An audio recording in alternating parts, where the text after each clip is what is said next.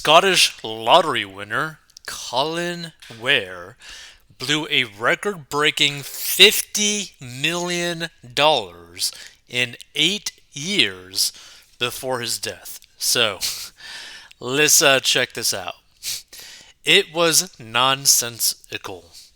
I swear, some of these articles are just so weird. One of the UK's biggest lottery winners burned through a mind-blowing $50 million in 8 years, splurging on a soccer team, racehorses, and extravagant cars before his luck ran out, documents revealed Thursday. So Colin Ware of North Ayrshire, Scotland, spent a stunning $131,000 per week after winning a record-breaking 257.6 million Euro Millions jackpot in 2011, according to The Independent, where a former cameraman married to a nurse bought a 55% share in Glasgow's Partick Thistle Football Club before he died of sepsis at age 72 in 2019, the outlet reported. The big spender also plunked down big bucks for a vintage Bentley Arnage, Jaguar F-Pace SUV, a Mercedes-Benz E-Class estate, according to The Independent. Along with a $6 million home, he reportedly spent millions more to renovate. Ware also snapped up 3 prize racing thoroughbreds, including an Irish mare named If You Say Run. But the lottery curse reared its head in 2018 when he discovered his wife, Chris, after nearly 4 decades of marriage, and she took much of his fortune, according to The Independent. Well, when he divorced his wife. Okay, yeah. After nearly 4 decades, that's pretty horrible, right? So you've been married to this chick for nearly 40 years, and then she's like, yeah, peace out, I'm done with you. That's crazy. All told, Ware ended up spending an average of $131,900 per week on luxury items and investments before suffering from the kidney failure that led to his death. At the time he won the lottery, he was the second biggest Euro Millions winner ever. Which, by the way, is it kind of sounds like he basically still had millions and millions of dollars that he still had access to. Because he only blew, and I say only, but he only blew through 50 million. Now, that being said, he still lost like half of the money originally due to the divorce, right? And I believe potentially in Scotland you're not necessarily taxed. So he could have still had, who knows, like 50 million, 60 million still left over. Would that have been that horrible? I mean, yeah, it's obviously not a good way to spend your money, but at the same time, when you're older in age and you know that you have an expiration date, like you literally can see it. It's like, hey, there's this expiration date now on your forehead every time you look at the mirror. It has a bunch of question marks on it, but you know eventually it's going to get filled out. So, is it really that bad that he spent his money on expensive cars and all that kind of stuff? Which, by the way, he didn't even spend all of his money. Like, that's what's crazy. He did not even spend all of his money before he passed away, which most lottery winners do. So I say, in comparison to other lottery winners, he actually didn't do that bad, which is crazy. Let's see. Good for him. God bless him. So he didn't sit on the money in investments. With big money comes big evil.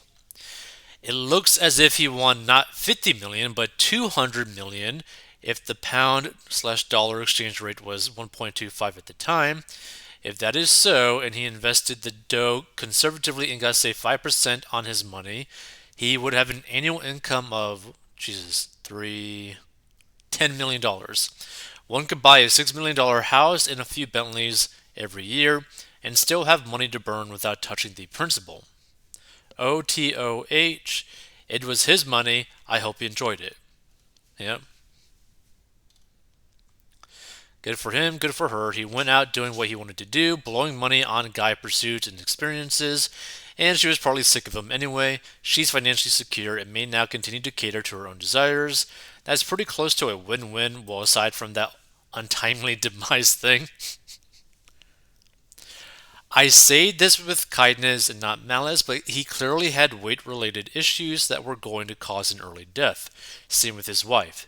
He could have invested in personal trainers, chefs, etc., and made their health a priority. It's not like they had to work checking out groceries. Hopefully, the wife uses her fortune to help her health.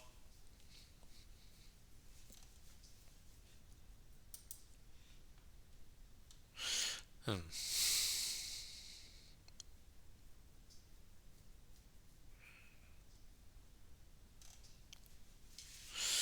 Can't take it with you.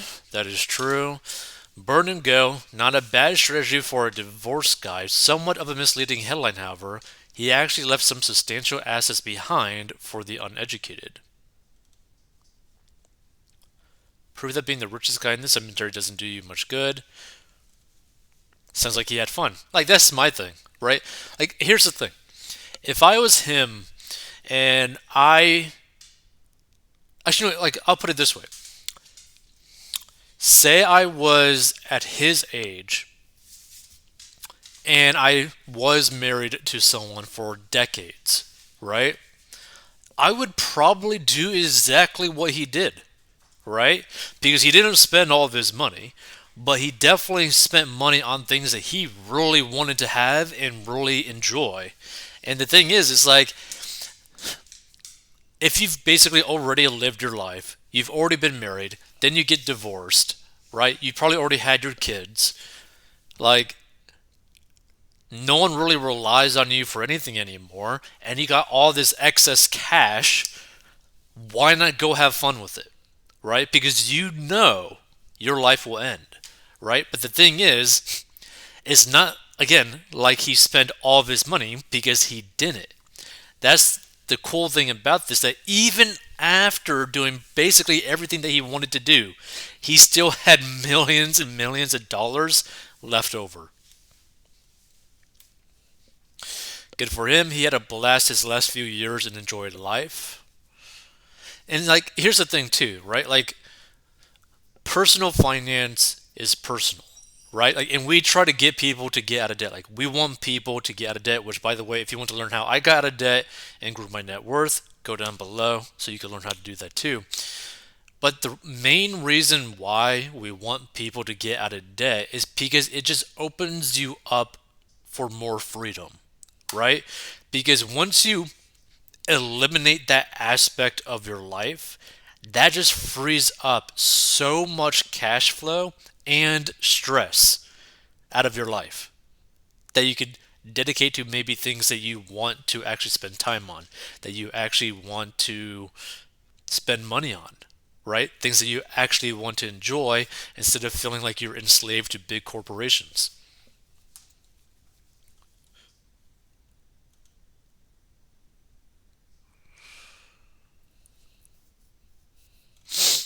Let's see. Absolutely spend it while you have it. On the day that I die, I want my bank balance to be 1 cent.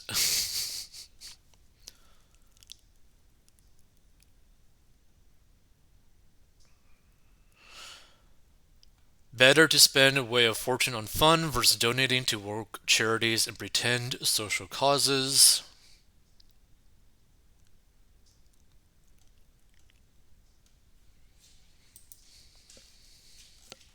Yeah.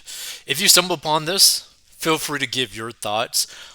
Again, in my opinion, at his stage of life with all the other things that he was dealing with, the divorce, etc., I don't think it's necessarily that bad. Because well, he did. Because again, like if you look at this, right? Colin Ware from North Ayrshire, Scotland, won a record-breaking 161 million euros, roughly 257.6 million in 2011, right? He died in 2019 and he only spent 50 million. 50 million. Isn't that crazy? And even with like the divorce, right? Actually, let's do it like this. Uh, bu- bu- bu. So he won 257.6 million. Oh, wait. Wait, let's see. Let's see. Hold on. Scotland Lottery taxes. I just want to see if they. Oh, Scotland Lottery taxes. Copy. Search for.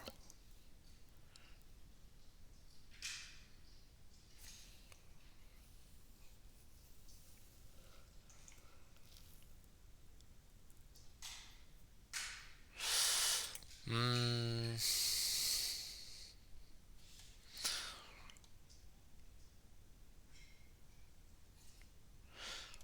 uh,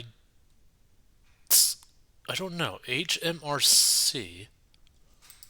What is HMRC? Scotland.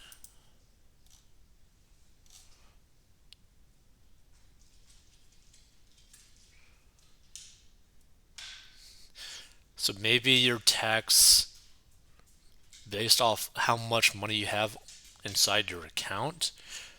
See, the cash will form part of your estate and be liable for 40% inheritance tax.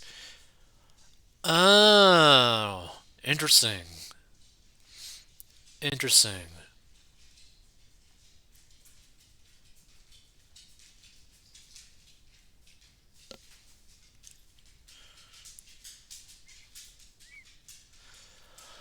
Okay, okay.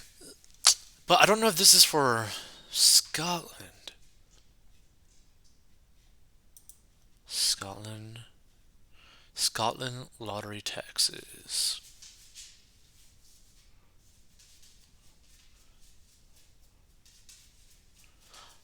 Revenue Scotland. Okay, yeah, so it looks like it is basically the same. So yeah, it does seem basically that it's not really okay. Yeah, so it looks like it's not really taxed until you basically were to pass it down to your descendants. So if we just take it for what it kind of says, so what, $257.6 million. Actually, no, let's just do 257 million, right? And he only spent. Actually, I want to know. Let's divide this by two, just because of the divorce. Then minus 50 million. So let's say after the divorce, right, and spending 50 million, he still had about potentially, and I do say potentially because who knows how much money he actually had, but let's just say that he might have had still $78,500,000 available to him. Like, that is insane. Like, this is, I would have done pretty much what he has done at his age, right? Because, like, I just wouldn't, I probably wouldn't have necessarily cared about investing. I wouldn't have necessarily cared about anything else because no one is necessarily relying on my income or my assets, and I don't really got to worry about anything, right? Because this amount of cash is going to like just last for the rest of my life, period, because naturally I would not be able to fathom spending this amount of money. That being said, the smartest route, right, for someone who wins like this amount of money, like what they should do, is put the majority of the money into investments that will produce some sort of cash flow every single month so that you can basically live off of that and literally never touch the principal, right?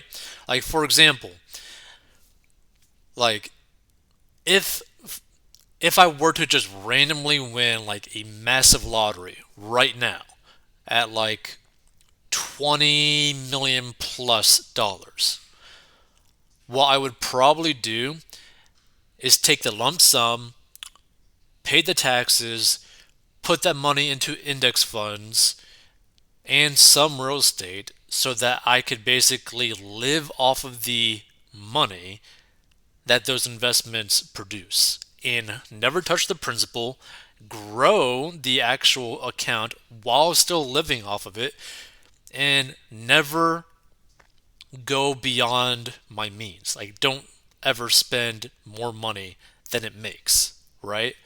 And I'd never have to necessarily worry about money ever again, technically, right? And anyone can technically do that. Like you could literally just do that right now and put like potentially money into like the S&P 500, for example, or a high-paying dividend stock, or like REITs, real estate investment trusts, or real estate, right? Like anything that produces some sort of income for you. Well, technically, even like a high interest savings account right now could pay you a good amount of money. Treasuries, depending on your country, could actually pay you a decent amount of money in terms of like living cash. So it's just that's the way that I would do it now, just because I'm still young. But if I was his age, I wouldn't have necessarily cared about investing at that point. Like at his age, I'd be like, I'm just gonna have fun. I'm not gonna care about anything. Like, who cares if I lose money?